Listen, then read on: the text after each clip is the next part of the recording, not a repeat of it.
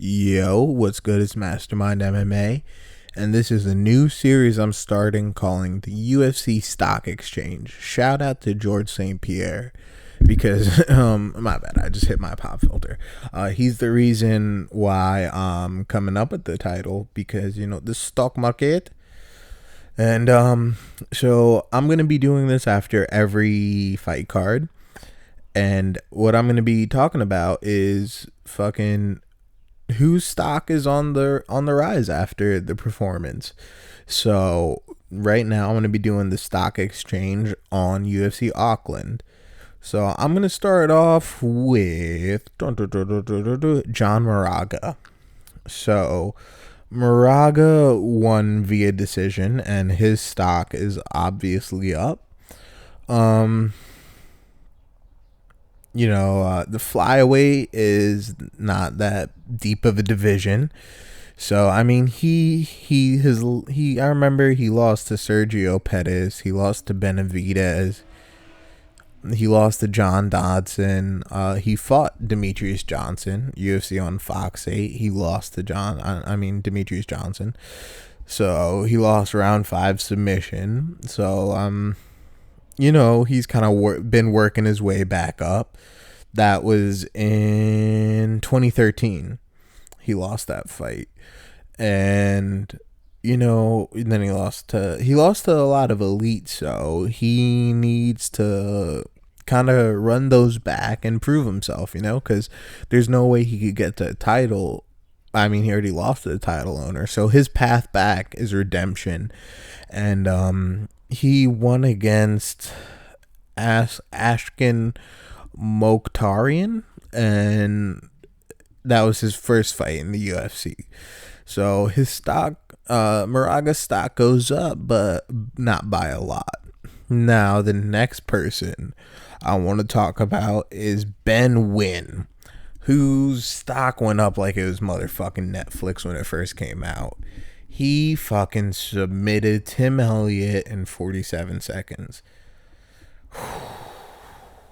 So this guy is, I think off the heels of that performance, he should get a title shot. That's my honest opinion. I don't think he needs to face a Benavidez or a Cejudo to get that shot. I think Tim Elliott is up there in the top of the division. I think Tim Elliott, I feel like if Tim Elliott had more mental strength in the fight of if he had more confidence in himself, he would have beat DJ that fight. I kind of feel like he gave DJ too much respect and then he conceded in that fight. I feel like he has every chance to beat DJ. I think he's a better fighter than DJ, honestly. And I shouldn't say that. I retract that statement. He's not. He has great potential to be a better fighter than DJ.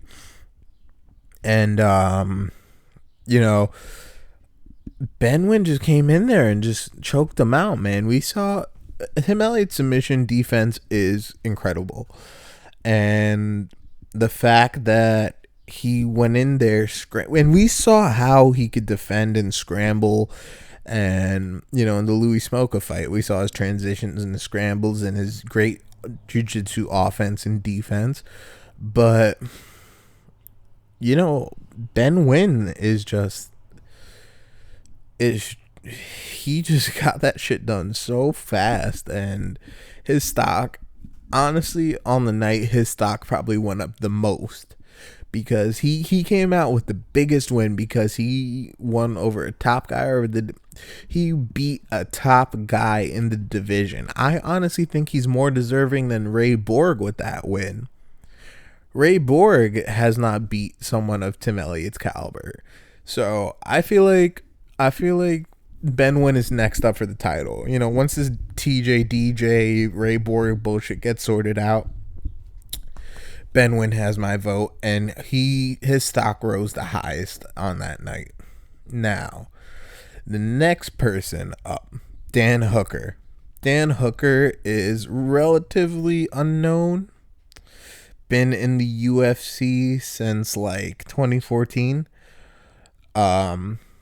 He made his debut at Fight Night 43, and he lost to Yair Rodriguez. He lost to Jason Knight, but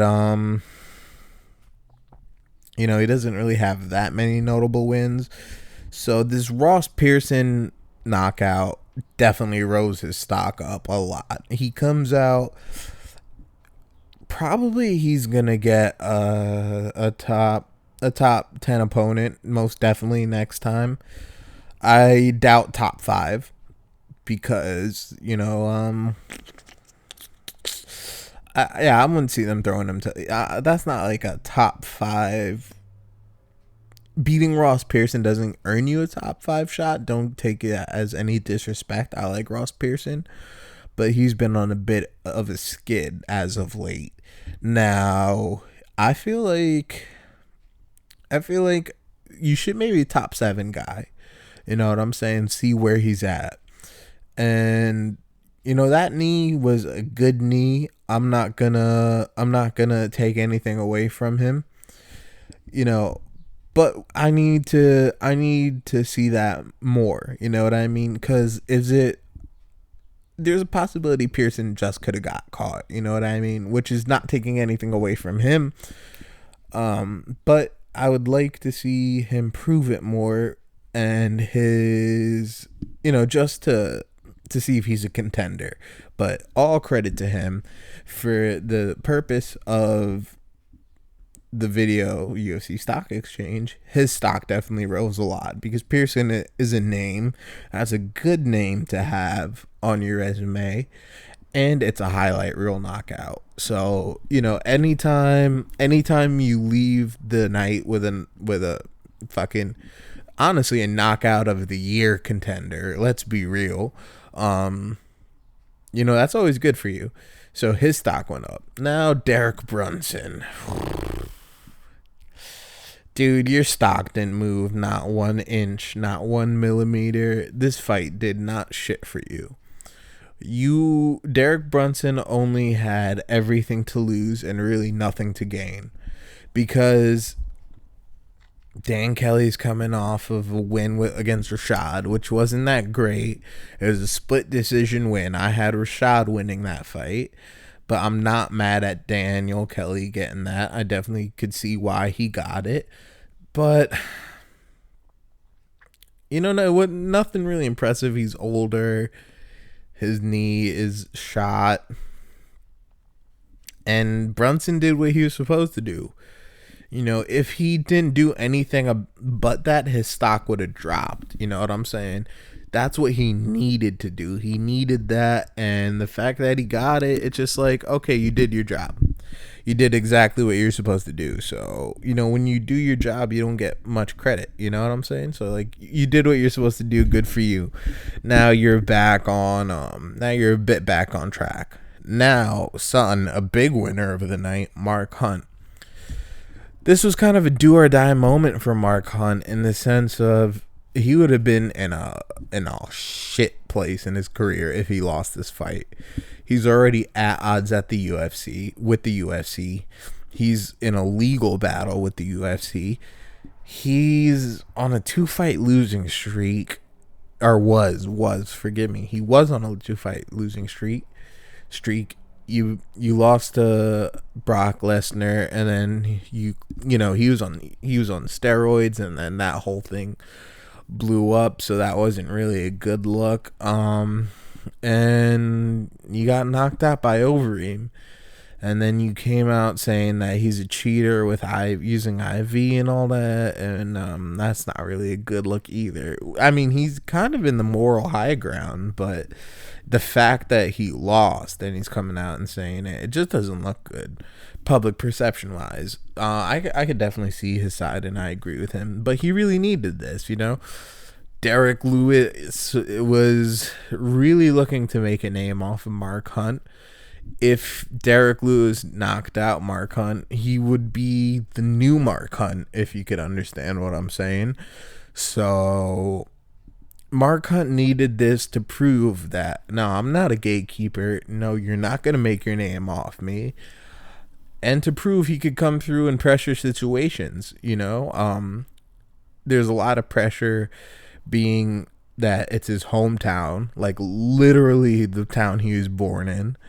The whole crowd is behind you. You're coming off of a pretty vicious fucking knockout, and you're at a point in your career where you need that win, and he came through and he pulled it off. He he showed his high fight IQ, all that ring time, all that experience, that ring generalship. And he got the win when he needed to get the win.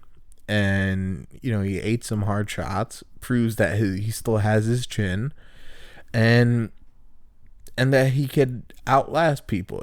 So he definitely, his stock went up a lot because now he's really back in contention talk, in the sense of a top 4 guy. One more win and he's in the title talk. Honestly, one more win against a person ranked above him, you could easily make an argument for Mark Hunt getting the title. So shout out to Hunt, man. Definitely the biggest winners of the night. Actually, the biggest winner of the night, whose stock went the highest, is Ben Wynn. Because, I'm not sure if many people were even talking about him. And now, if you didn't know him, you definitely do know him. So I would say his stock rose the highest. And let me know in the comments who you guys think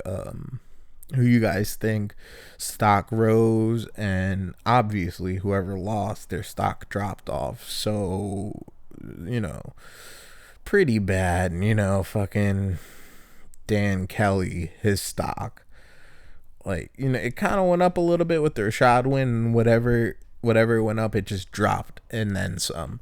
So, I'm not going to go in talking about whose stock dropped because that's fairly obvious, at least not in this time.